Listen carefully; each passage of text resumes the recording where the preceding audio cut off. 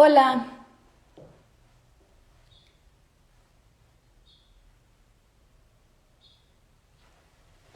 hola, buenas tardes. Hoy vamos a hablar sobre un tema que es muy importante y que ha tenido con mucho auge a nivel mundial en los últimos años. Sin embargo, y desafortunadamente, en México no se ha tomado la importancia que debería de tomar. Pues el campo de la psicología ha crecido muchísimo en las últimas décadas, lo que ha dado a pie a, como especialización respecto a la psicología. Y el día de hoy vamos a hablar específicamente sobre la psicología en el campo de la nefrología o psiconefrología. Y tengo el gusto de presentarles a la licenciada de psicología Erika López, quien además es maestra en ciencias de la salud y posteriormente hizo un doctorado en estudios de población. Se ha desempeñado últimamente como, bueno, no últimamente, mucho tiempo como docente en licenciatura en psicología y algunos estudios de posgrado en salud pública en diferentes universidades. Y a lo largo de su carrera profesional ha realizado muchísima investigación relacionado, sobre todo, en los aspectos psicológicos que sufren los pacientes y los familiares de estos pacientes que padecen enfermedades crónicas, específicamente la enfermedad renal crónica. Actualmente es coordinadora del Diplomado de Psiconefrología, que es un diplomado muy importante, viene de un centro de investigación y desarrollo de psiconefrología, donde están participando pues, alumnos de muchísimas partes de Latinoamérica. Entonces vamos a esperar a que se conecte.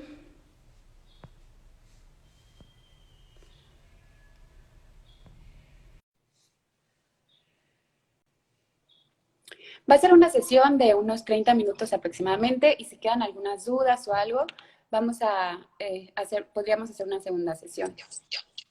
Hola, Erika, mucho gusto. Hola, ¿qué tal? ¿Cómo Muchas estás? gracias.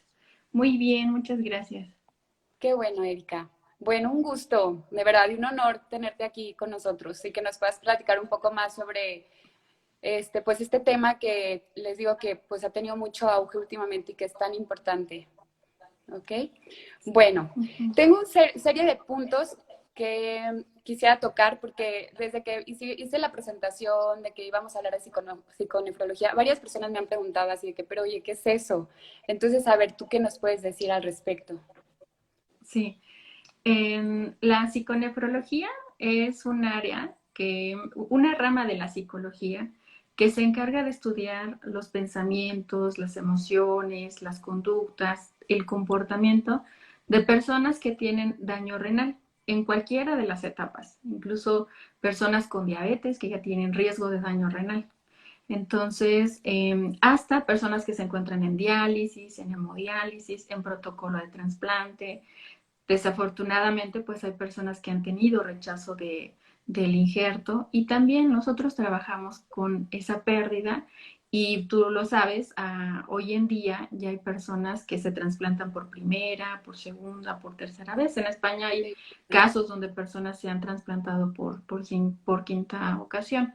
Entonces, nosotros trabajamos todos los aspectos psicológicos, desde aceptar la enfermedad, los tratamientos, el cambio en el estilo de vida, no Ujú. solo con ellos, porque pareciera que se vive solo la enfermedad, pero en realidad no. La compartes Ujú. con tu pareja, con tu familia, tus hijos, tus hermanos, incluso a veces hasta tus redes sociales, tus amigos, vecinos. Entonces ese es otro grupo. También trabajamos con las redes sociales de la persona que tiene esta enfermedad y un grupo que es el equipo de salud. Como médicos también, Ujú. a veces durante su formación no precisamente les dan las herramientas sobre cómo dar un diagnóstico, No, claro. cómo dar malas noticias, que ese es uno de los pilares en nuestra área. Y también tienen experiencias emocionales frente al sufrimiento de las personas que tienen este daño renal. Entonces, también trabajamos con el equipo médico y finalmente con la población en general. Hoy en día, pues hay algunos países que tienen programas de promoción de la salud renal, programas de prevención del daño renal y sus políticas van dirigidas hacia la prevención.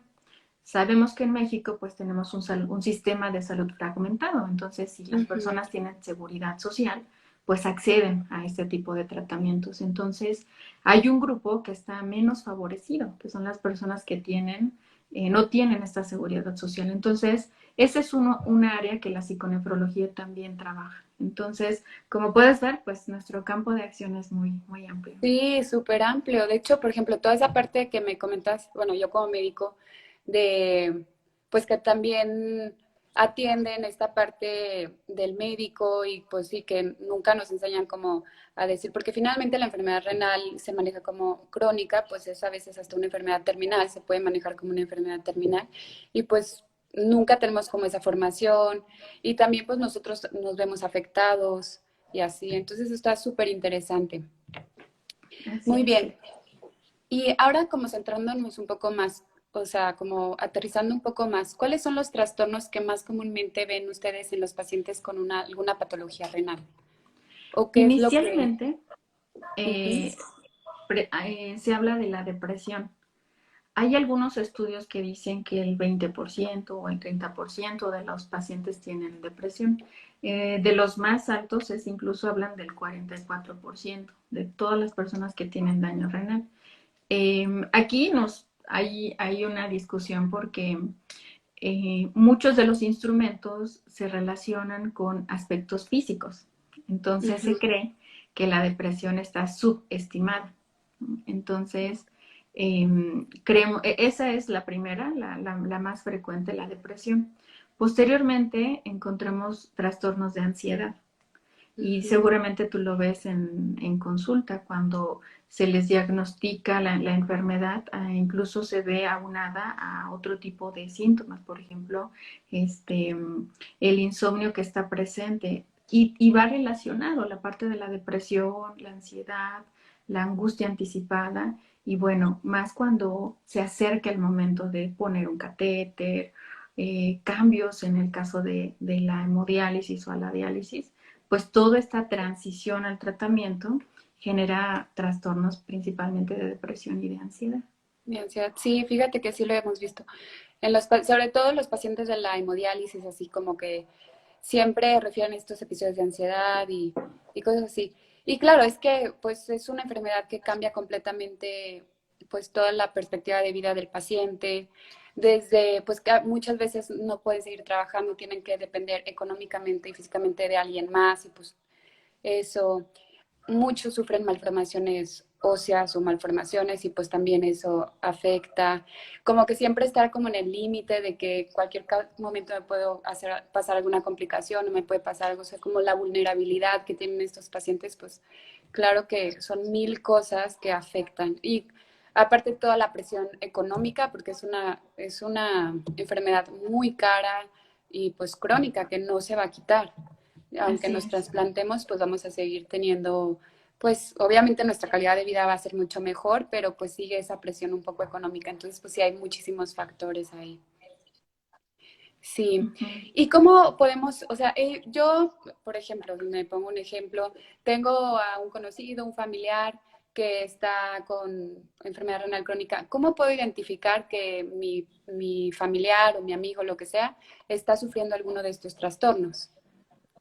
Uh ¿Cuáles -huh. son como los datos más comunes o más Se característicos? manifiesta de diferentes maneras. Socialmente, la depresión para los hombres ha sido muy difícil evidenciar. Es más fácil que ellos digan estoy enojado a decir que estoy deprimido. Ujú. Hay un corte cultural que tiene que ver con la construcción del género. Para los hombres, mirar a un hombre y que diga estoy deprimido, esa es la principal barrera.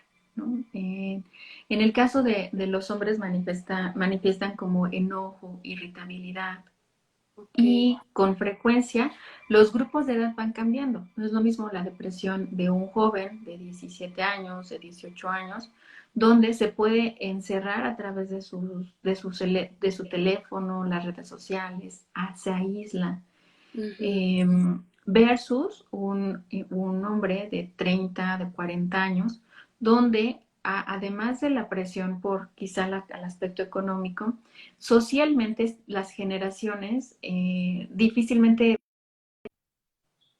deprimido, pero se manifiesta en irritabilidad.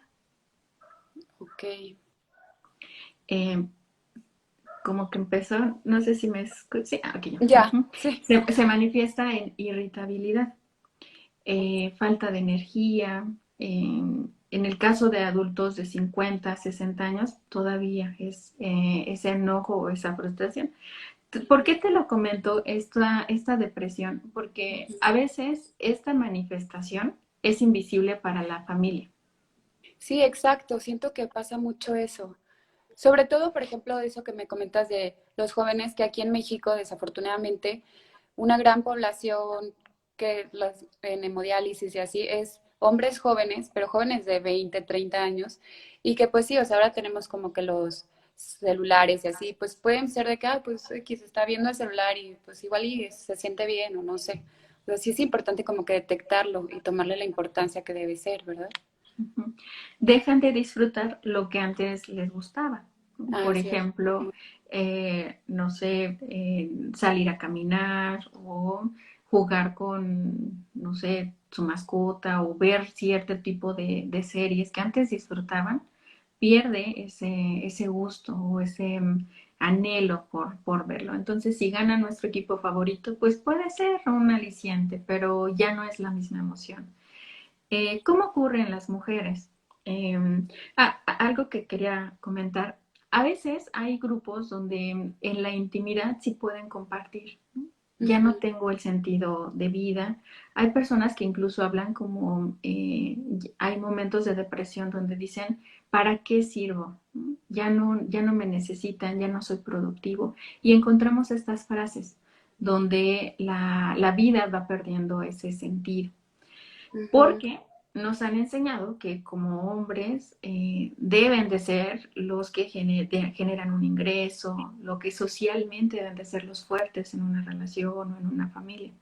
Y pareciera que al dejar de ser productivo, la persona deja de ser valioso o valiosa. Sí. Entonces, por ese lado, sí vamos a encontrar personas que manifiesten ese tipo de frases. ¿Cómo ocurre en las mujeres? Las mujeres el sentimiento de depresión lo pueden manifestar. Me siento triste, me siento deprimida. A nosotras socialmente sí se nos es permitido. Ujú. En algunos cambios puede ser el cambio en los hábitos. Por ejemplo, hay mayor sueño del que usualmente se tenía, mayor cansancio. Y en las noches, pues presentar como, dado que su estilo cambia, ¿no? Se duermen en la mañana, en la noche hay una alteración del sueño y bueno, presentan insomnio. Tienden más a llorar las mujeres que los hombres. Ujú. Eh, se va aunado, por ejemplo, las jovencitas, pues tú puedes ver los cambios corporales que atraviesan, las Sí, manchas en claro. su piel. Entonces también esta depresión, al mirarse en el espejo, pues algunas dejan de sentirse atractivas, entonces impacta en su autoestima. Entonces, quiero ver cómo, o quiero mostrar todo el panorama al que nosotros nos enfrentamos desde los aspectos psicológicos. Entonces, hay alteraciones óseas. Algunas personas, jovencitos, pues ya no crecen como deberían en su grupo etario. Las mujeres que están en etapa reproductiva, pues uno de los temores o el miedo es a la maternidad. Sí, Entonces, claro. hay un riesgo y a veces el sentido de vida también se pierde porque, pues, para algunas el anhelo de ser madres y el riesgo que se corre. Entonces, aunque hemos tenido casos de mujeres que con todos los cuidados, pues, logran ser mamás en los tratamientos de trasplante, incluso conocimos uno en hemodiálisis. Entonces, a pesar de que hay casos muy excepcionales donde logran llegar a término, pues para algunos médicos es una sentencia, ¿no? Ni piensen embarazarse porque el riesgo en para su vida es terrible. Entonces, parece que esa trayectoria se corta y bueno, Ujú. pues aunado a ello, pues esta depresión pues va haciendo más cuando hay un proyecto de pareja. ¿Sí? Entonces, donde el sueño de pequeñas era ser mamá. Entonces, Claro. esta depresión se va asociando a otros factores.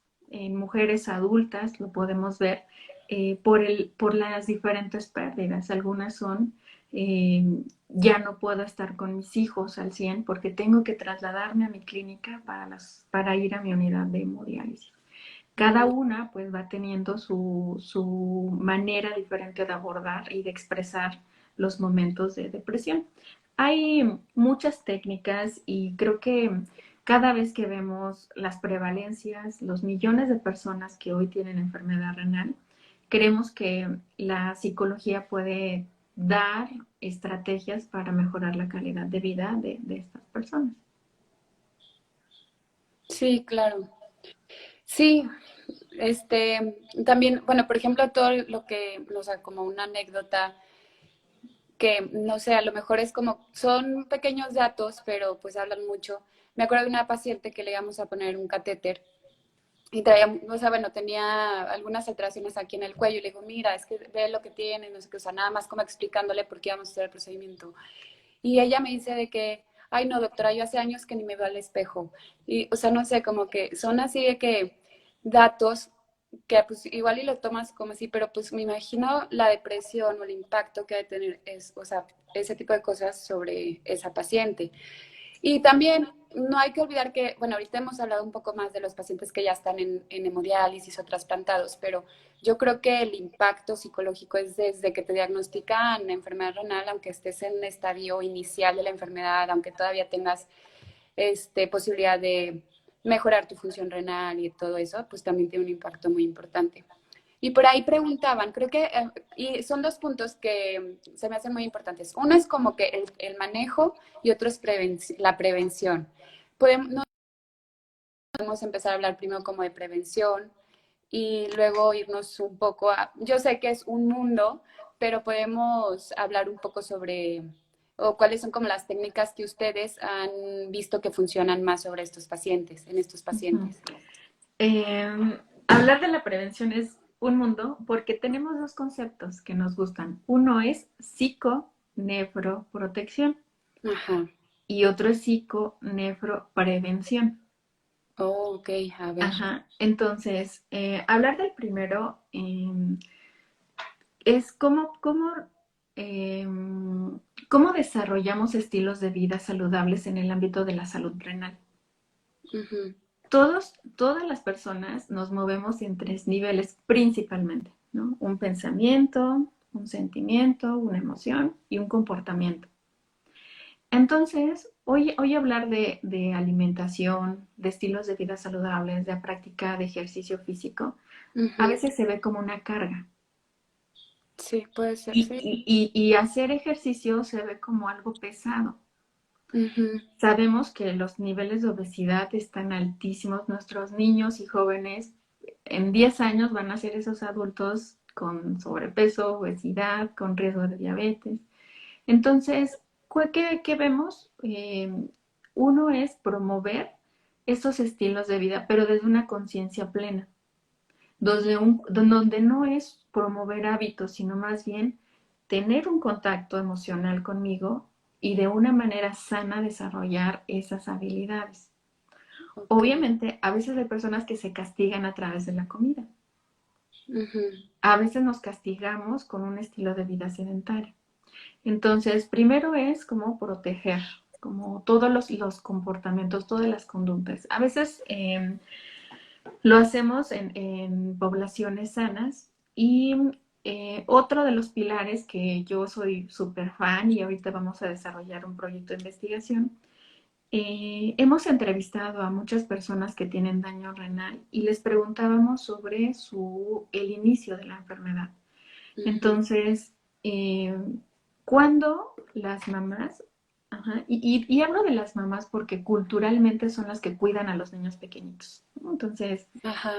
el control de esfínter es solo para los niños hasta los 2 años, 3 años, Ujú, quizá 4, ¿no? O alguien que tenga enuresis, ¿no? Ya en psicología decimos, bueno, algo pasó porque tiene ujú, enuresis, pero en algunos casos hemos visto que eh, o la mamá llega, el joven de 15 años no bajó la palanca al inodoro y la ajá. mamá se sorprende porque dice, ¿por qué estás orinando de ese color y con tanta espuma? Y el joven Ajá, dice, pero como que hay de raro si así siempre yo he orinado. ajá, Entonces, nos hemos dado cuenta que no hay una educación sobre los fluidos de nuestro organismo.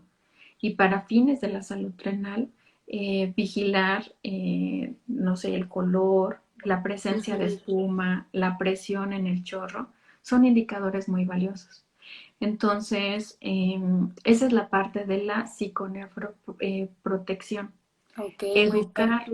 Educar a las familias sobre la cantidad de ingesta de agua, la cantidad Claro, de líquidos que excluimos, el color, si hay presencia de orina. Y eso son aspectos que se quedaron, o sea, ve a las familias a tu alrededor y no es un tema que se habla porque se ha visto como la intimidad, ¿no? O sea, como de, ujú. Ah, ya sí, sabes claro. andar del baño, ya sabes ir al baño y ya. ¿No? Nunca Ujú, más hablamos de esos tipos de indicadores. Nosotros queremos desarrollar estas propuestas de intervención y se llama salud de la familia. claro, sí. Entonces, Sí, con estos jóvenes nosotros, y algunos son adultos, uno de ellos es un adulto que nos decía, yo iba a tomar con mis amigos del trabajo y mucho tiempo yo veía que el chorro de mi orina era no tenía tanta presión. ujú, Iba, obviamente en un bar, ellos consumían cerveza y decía, cada rato ellos iban al baño y yo no. ujú, Entonces yo escuchaba ese sonido, ¿no? Pero yo al orinar, o sea, mi orina no tenía tanta presión. Y entonces decíamos, ¿cuánto tiempo estuvo así? Y él dice, yo desde que iba a la universidad. Estamos hablando de 8 años con esa sensación, con esa experiencia. ujú, Entonces, él decía, le preguntamos, ¿por qué no lo compartí o lo preguntaba? Y dice, pero es que ¿con quién vas? ujú. Entonces, ni siquiera hay una conciencia de quién es el experto con el que puedo ir. Entonces, por eso son los aspectos, hay un pensamiento, no es necesario. Ujú. Ujú, Hay una preocupación, ¿no? Donde ujú. parece que ellos tienen algo diferente a mí, pero el comportamiento es paralizador. No sé con Sí, quién claro. ir, no sé a dónde buscar ayuda. Y así, esta persona, hasta que se hospitalizó, acudió al médico. Entonces, son estas áreas de los aspectos psicológicos para la protección de la salud renal. En el ámbito de la psiconeuroprotección, Ajá. es con población con ya factores de riesgo, Ujú. personas que tienen principalmente diabetes e Diabetes. hipertensión. Ujú. Ujú, Entonces, con ellos se trabaja desde, no solo es educarlos en salud renal, sino qué ha estado sucediendo, que sus niveles de glucosa están por los cielos y que no hay un apego al tratamiento. Entonces, hay un deterioro a veces y un abandono del cuerpo. Seguramente te ha tocado pacientes que ya les amputaron un pie, ya tienen retinopatía y es un cuerpo muy frágil. ujú, Entonces, no es solo transversal, sino el trabajo es qué ocurrió desde el primer diagnóstico de diabetes, ¿no? Hay un ujú. abandono del cuerpo. El ejercicio en la psiconefroprevención es no Ujú, abandonar ese ser y que se ve reflejado en su cuerpo. Aunado a ello, pues trabajamos con la familia, que sí, implica, porque a veces tenemos los dos bandos, la familia que sí apoya el tratamiento y la familia que dice, bueno, de algo te vas a morir, ¿no? Toma esto. ujú. Ay, un poco refresco no mata. Entonces, Sí, es el trabajo con la familia. Ujú. sí, el apoyo familiar es súper importante y sobre todo en el estilo de vida, de que si quieres mejorar tu alimentación, pues, o sea, yo a veces cuando tengo pacientes que los veo con mucho sobrepeso o así y veo, no sé, al familiar que está igual, siempre hago, o sea, recalco de que tienen que mejorar o sea, su alimentación, pero todo es en la familia porque está cañón que yo coma lechuga y el de al lado está comiendo, o sea, una Ujú. hamburguesa, pues. Entonces, Sí. sí tiene que ser como, y pues esa conciencia del cuidado del cuerpo, obviamente, y Ujú. de como Y que, sabes, como ujú, un aspecto de conciencia plena. como un acto Ajá. amoroso de cuidado, Exacto, porque exacto. come frutas y verduras, desde los 80 nos los han dicho. Sí, claro, sí, sí, sí. Entonces, en psiconefrología, nosotros creamos un puente que sea efectivo en la Ujú, consolidación de estos hábitos. Yo estoy trabajando con personas que están en etapa 3 de daño renal y es empoderarles en el apego al tratamiento farmacológico, empoderarles en su educación nutricional. ujú, claro. Casi vamos a tener un curso con nutriólogos porque a veces la mirada del colega en nutrición es como restrictivo. No, no, Ujú, no, no. Entonces, el vínculo que se crea con la comida es pues como lo que puedo. ujú, Y es claro. otra pérdida, o sea, mientras estaba acostumbrado a comer tales alimentos, y es como una pérdida cada desayuno, cada comida, cada Un cena. sufrimiento, de Exacto. por sí, o sea, todavía el sufrimiento de, pues sí, que no verlo de esa forma, ¿verdad? Nada más cambiar un Sí, poco. Y sí, hacerlo por amor a tu cuerpo, amor, o sea, no sé. Sí, sí, claro que sí, eso es súper importante. Y no solo en la enfermedad renal, sino en general, o sea, no ujú, más que hacerlo por verte bien o así, es como que cuidar tu cuerpo, exacto. ¿verdad? Ajá. Sí. Y por ejemplo, también hablaban por ahí, bueno, yo sé, híjole, podríamos hablar 1000 horas de todo esto, porque ya, yo también me costaba trabajo como que entender bien el concepto de esta de, o sea, de protección, y pues ya entiendo que es toda esa parte que va antes y pues es un mundo, o sea, el cuidado de la diabetes, el cuidado de la hipertensión, toda la parte de alimentación, pues, o sea, es un mundo, entonces podríamos hablar horas. Pero para hacerlo, para llegar a otro punto que creo que es importante y que han preguntado, y de hecho antes de iniciar esta plática me habían estado preguntando mucho, sobre todo porque conozco, pues hay dos psicólogas en mi casa y así, de que cuál es la terapia que utilizan o que han visto, qué tipo de terapia han visto que ayuda más a estos pacientes con enfermedad renal.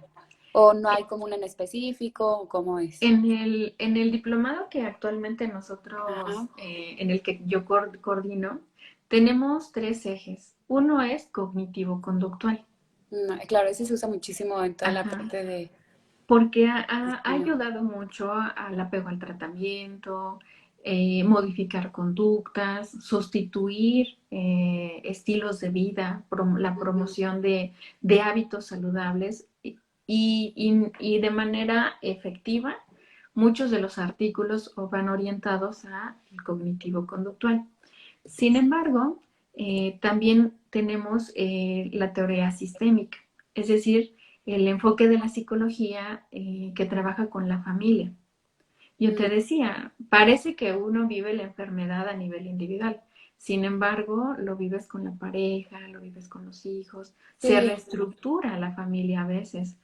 sí, Eh, creo que todo el tema del impacto que tiene como el cuidador, bueno, el cuidador y no solo el cuidador más cercano, sino todo alrededor, sí, también es o sea, bueno, yo veo a los cuidadores de los pacientes y también nunca hay que olvidarnos de ellos, la verdad. claro. Y así como ellos van a estar bien, también pues van a mejorar la calidad de vida del paciente, de su tratamiento y todo. Entonces, sí, Claro.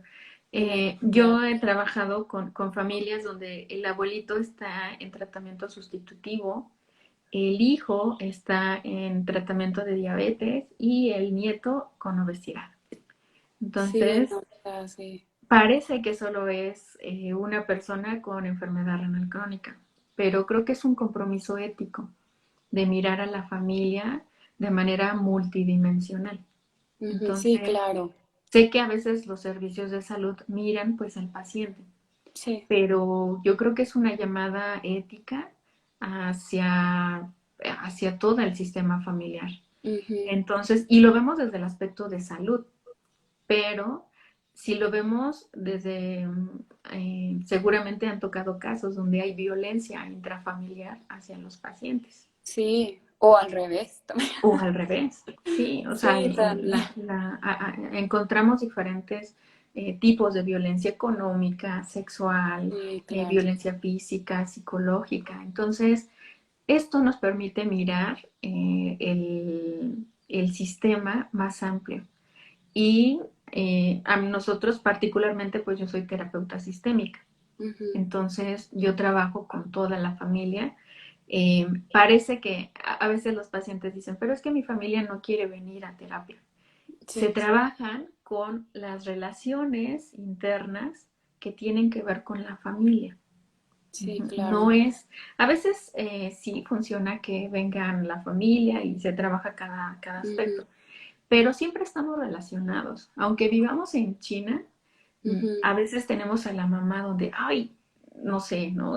Mamás que tiende tu cama, ¿no? Entonces, aunque estás en China, volteas a ver la cama y Sí, te claro. conectas con mamá de, "Ah, voy a tender la cama". Ujú. Sí, O, claro, claro. o mi mamá va a decir que no tendí la cama. Sí, Porque claro, vivimos claro. a nivel psicológico, siempre estás conectado. Sí, claro. Entonces, ese es el segundo. Y el tercero es el psicoanálisis. Ah, ok.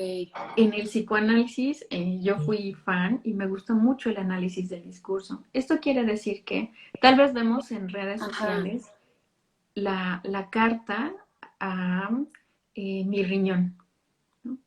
La Ujú. carta a mi diálisis o a mi trasplante, porque tiene que ver, hay aspectos inconscientes que están presentes en la manera en cómo vemos nuestra vida.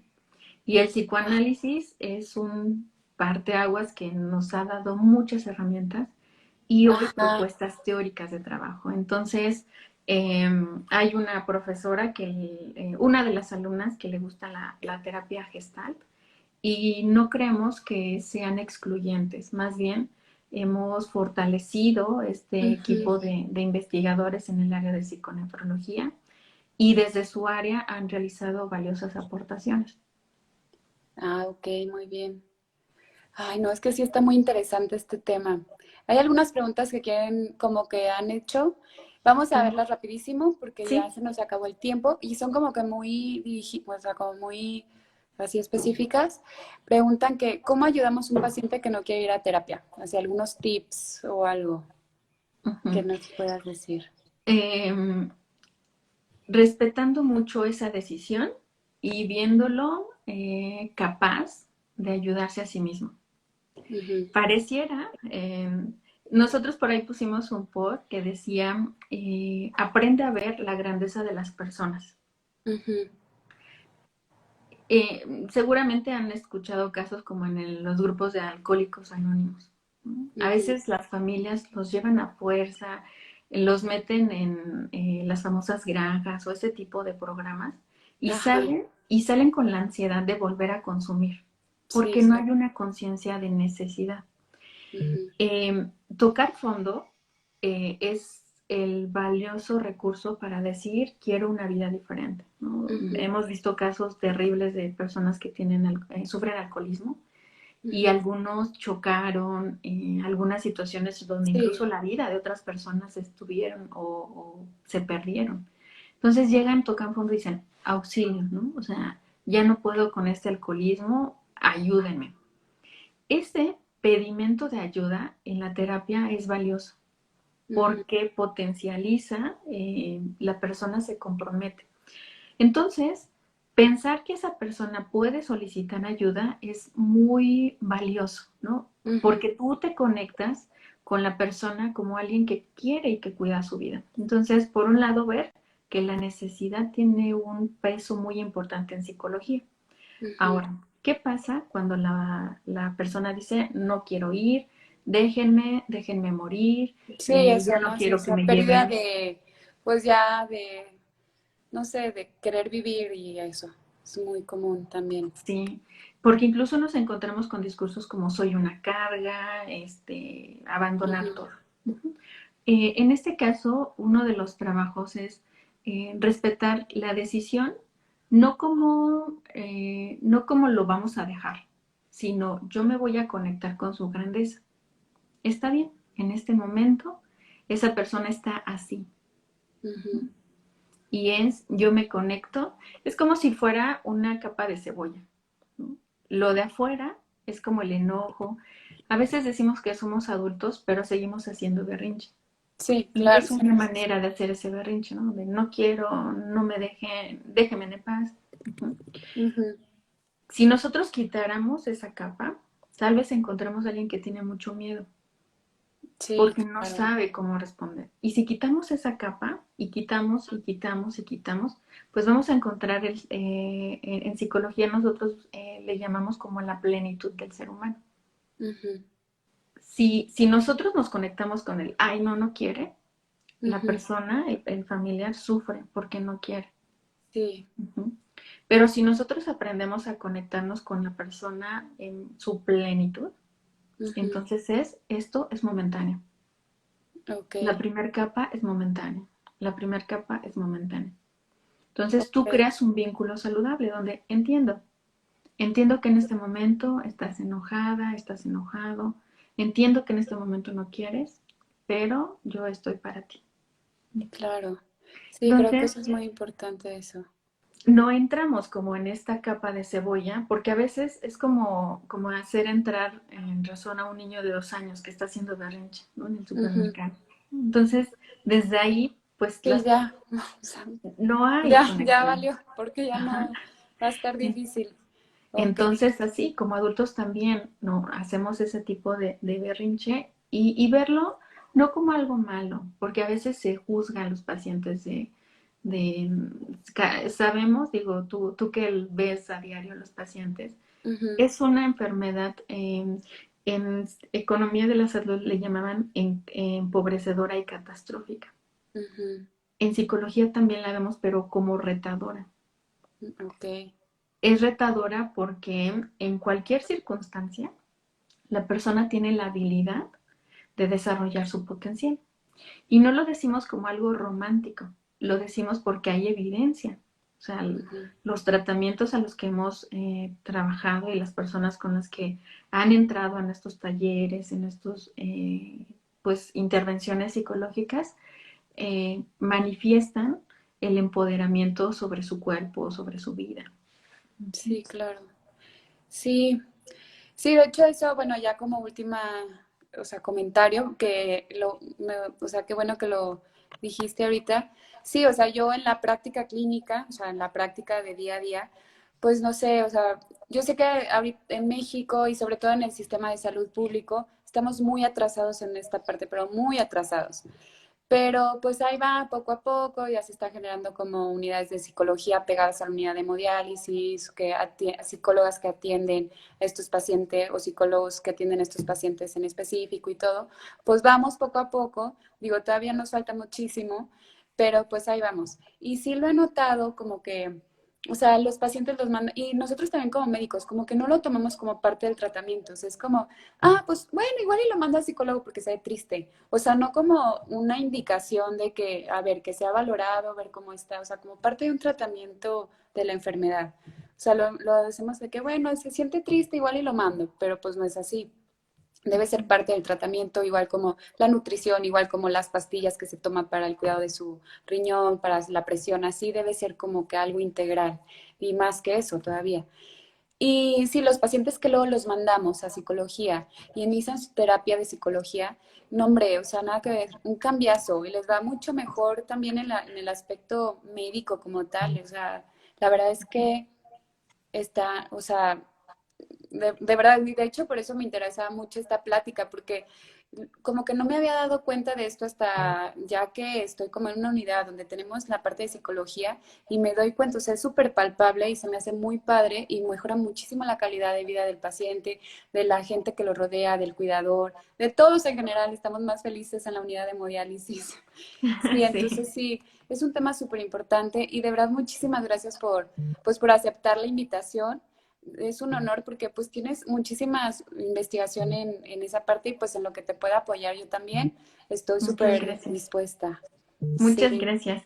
Nosotros iniciamos 2 talleres en ajá, agosto. Uno es sobre el empoderamiento de las personas que tienen enfermedad renal. ujú, Entonces, hay diferentes dinámicas. La idea de este proyecto es que casi siempre hay un diagnóstico y la persona empieza como ese deterioro. sí, Aquí nosotros queremos dar ese empoderamiento. ¿Cuáles son las estrategias, incluso para retomar sueños olvidados? Una Ujú, de las pacientes quería estudiar derecho y decía, no, pues ya no, ¿no? O sea, fue un ujú, sueño que se abandonó.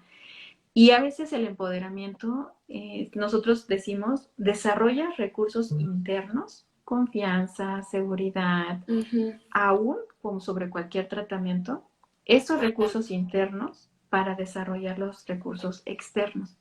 Y en Ah, los recursos externos, pues desarrollas redes sociales y relaciones interpersonales sanas. ujú, Entonces, ese es uno. Y el otro es sobre la actividad física como ujú. un puente para mejorar la autoestima. Entonces, ¿cómo sería que al hacer actividad física tú creas o consolidas tu confianza y tu seguridad? Entonces, son los dos que vamos a estar trabajando. Ah, Eh,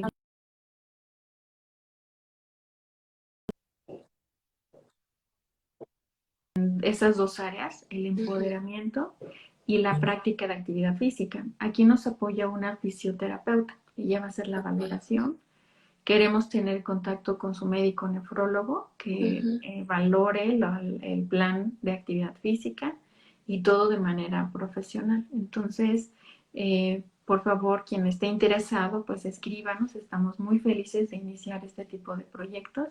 Y bueno, pues en el ámbito institucional ya te platicaré de los proyectos que tenemos Muy bien, para que sí, claro que sí. Y hagamos. aquí seguimos Ujú. en contacto.